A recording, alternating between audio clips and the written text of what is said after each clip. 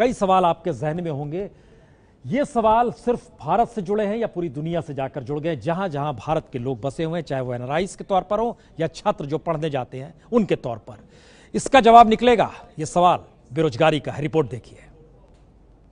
जिन लोगों को कोई लोन नहीं देता था, जिनके छोटे छोटे बिजनेस प्लान्स के लिए कोई फाइनेंशियल सपोर्ट नहीं था, उनके लिए हमने मुद्रा योजना बनाई।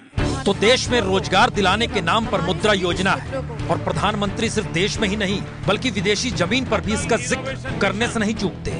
सो स्वीडन में भी भारतीयों के बीच मुद्रा योजना का जिक्र कर ही दिया।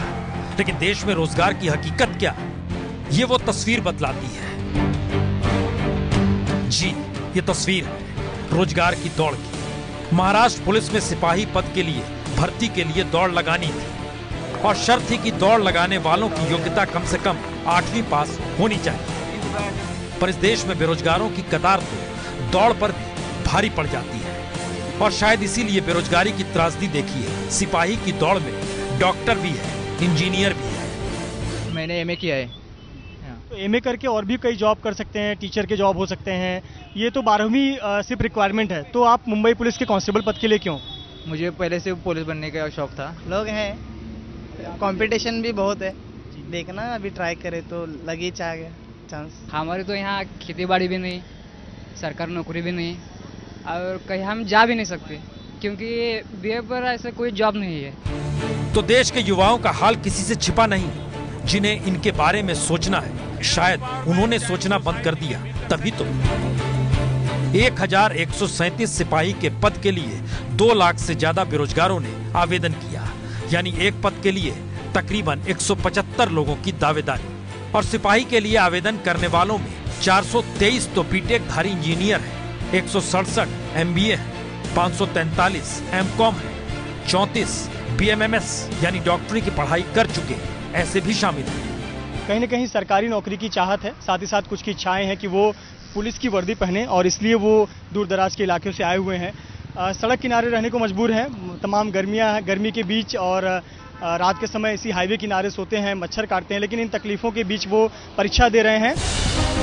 तो फकत मुंबई में सिपाही भर्ती का ये हाल और इससे पहले रेलवे की सी और डी ग्रेड के 90,000 पद के लिए 3 करोड़ युवाओं ने आवेदन किया।